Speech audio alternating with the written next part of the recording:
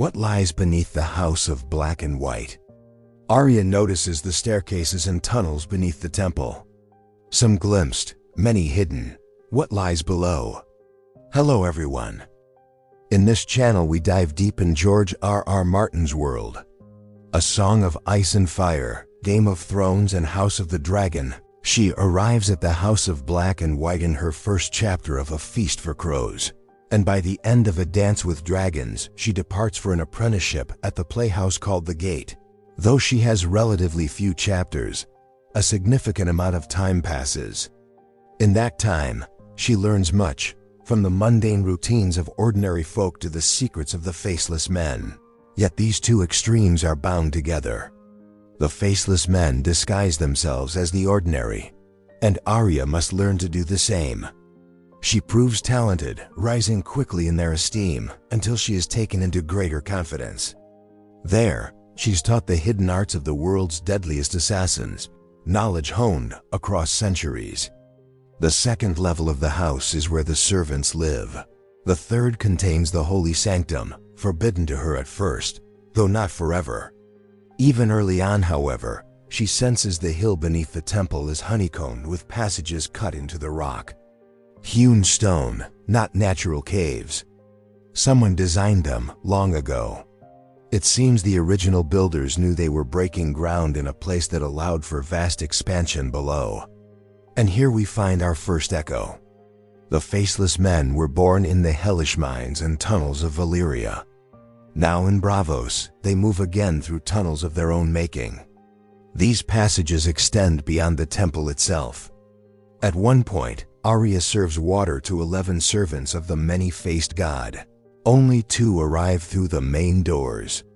The other 9 appear from hidden ways, tunnels threading beneath Braavos.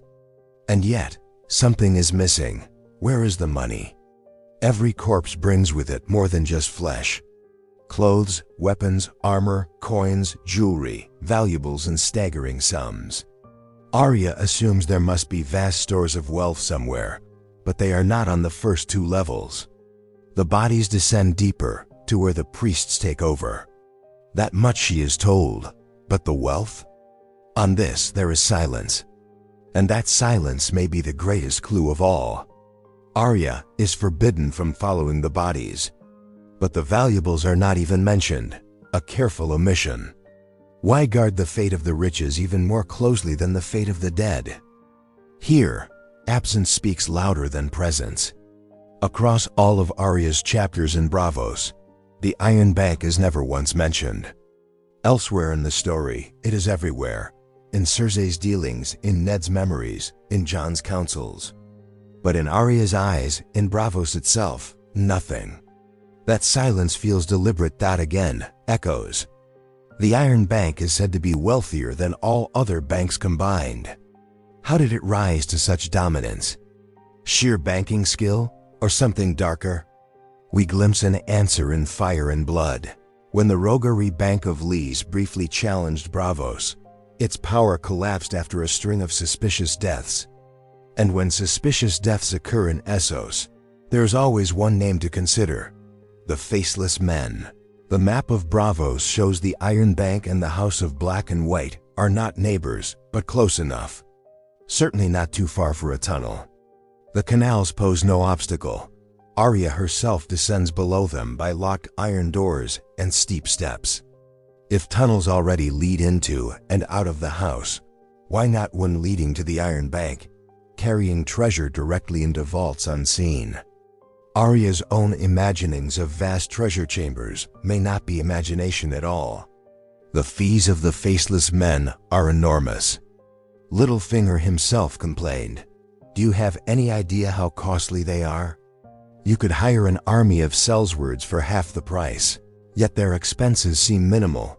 A handful of priests and acolytes, a temple that is austere rather than gaudy.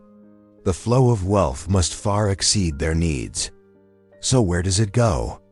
The Iron Bank is the simplest and most dangerous answer. The tunnels are more than vaults. One passage Arya glimpses is lined with bones, its columns fashioned of skulls. Macabre echoes again. Bran's cave beneath the weirwood.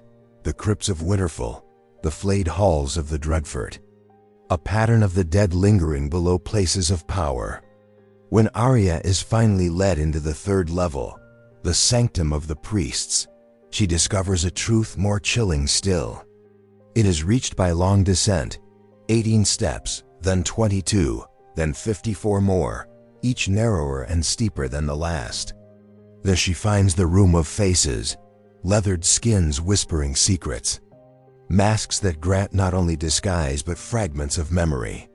The confirmation of what Jaqen once seemed to do with ease. And even here, this is not the end. From the Chamber of Faces, Arya sees side tunnels winding still further down into darkness. How deep does it go? What is hidden even beyond the sanctum? The House of Black and White is not just a temple but a machine, a system of death, disguise, and wealth, all feeding the power of the Faceless Men. We can trace its workings clearly. On the surface, the faithful drink and die. Their bodies descend. Their clothes and weapons are stripped for future disguises. Their wealth vanishes into silence, perhaps through tunnels to the Iron Bank. Their faces are harvested for the arsenal below. And beneath all this, deeper still, something waits unseen. Bones in the walls, endless steps downward. Echoes across Westeros and Essos crypts. Caves and hidden chambers where the dead serve the living. What lies in the lowest levels of the House of Black and White? Do the tunnels reach the Iron Bank, the Sea Lord's palace, or perhaps places forgotten beneath the city itself? What we do know is this: Arya saw only glimpses. And in Braavos, the greatest secrets are kept not in what is revealed, but in what is hidden below. The House of Black and White is more than a temple. It is a labyrinth of tunnels, vaults, and secrets stretching beneath Braavos. A machine of death and wealth, faces and silence. But what if what Arya glimpsed was only the surface? What if the deepest tunnels hold something older than the Faceless Men themselves? Something left behind by Valyria, or by powers even darker.